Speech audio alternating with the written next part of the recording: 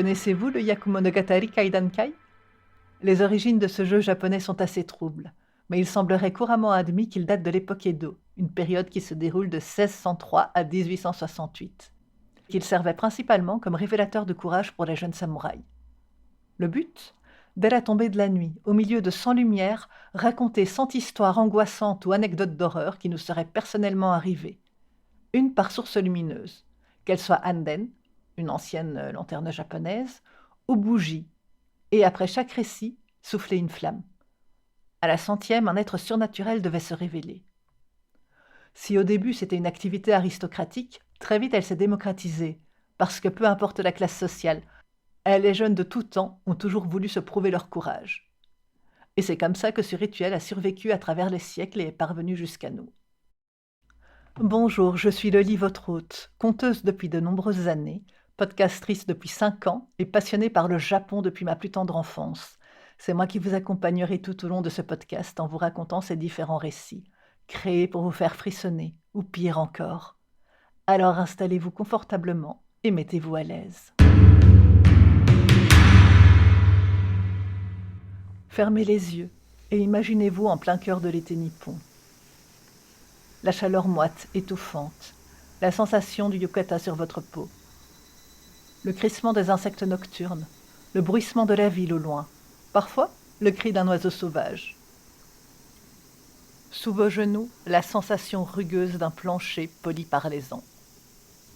Dans vos narines circulent les senteurs de cette nuit d'été, odeur d'encens pour éloigner les moustiques, odeur d'humus, de terre et de végétal, de bois et parfois un relent plus acre de pourriture. Vous vous êtes rassemblés avec quelques courageux dans un vieux temple abandonné, au milieu d'une forêt.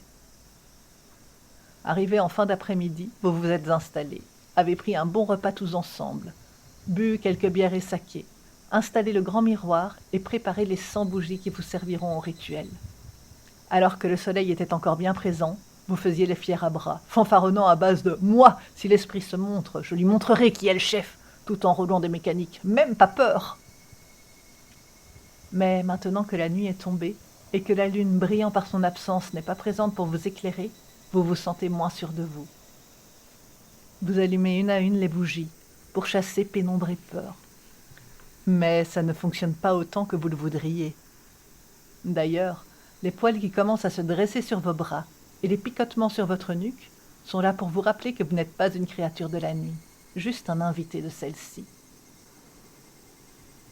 Vous entendez le vrombissement des insectes, le son étouffé de la ville à quelques kilomètres de là, d'un avion qui passe, loin au-dessus de vous. Peut-être même, en tendant un peu l'oreille, le son distinctif d'un passage à niveau qui se baisse pour laisser passer un train. Mais même comme ça, vous sentez que vous êtes désormais en dehors de la civilisation. L'électricité n'arrive même pas jusqu'ici.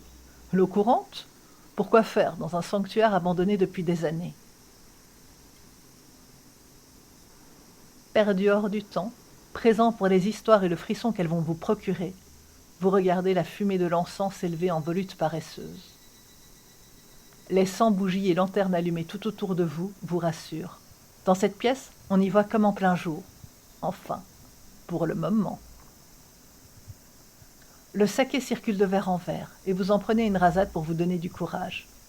Dans une grande pièce, où vous êtes installé sur une estrade, il y a un foyer, éteint pour le moment. Mais vous avez apporté des bûches et de quoi faire du thé et griller des marshmallows. Assis en demi-cercle, vous regardez celui ou celle qui entamera la première de cette longue série d'histoires. Vous pouvez entendre les raclements de gorge, voir les regards fouillants et la recherche de courage pour se lancer dans le récit de la première. Un temps d'arrêt, et l'un de vous se décide. C'est une conteuse. Elle se lève, frotte son yukata noir orné de fleurs de glycine mauve et entouré d'une broderie au fil d'argent. Elle regarde chacun d'entre vous droit dans les yeux, passe une main dans ses cheveux noirs piqués d'une unique fleur mauve. Elle prend une grande respiration, tape 2 fois dans ses mains et s'incline avant de s'asseoir sur les genoux.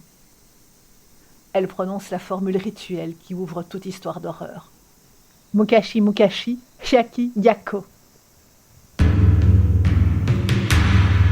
Lune de cendre, 100 histoires de Kaidan, n'est pas un podcast sur les escaliers, mais un podcast d'histoire d'horreur japonaise, inspiré du principe du Hyakumonogatari Kaidankai, lui-même dérivé de la parade nocturne des 100 démons, Hyaki-Yako. Tous les mois à minuit, le jour de la nouvelle lune, Saku ou Shingetsu en japonais, sortira un nouvel épisode, vous racontant une nouvelle histoire délicieusement horrifique. Retrouvons-nous dans ce temple abandonné, même des kami, et soufflons ensemble une bougie à chaque fois, en espérant rester jusqu'à la fin pour voir l'esprit qui sera invoqué.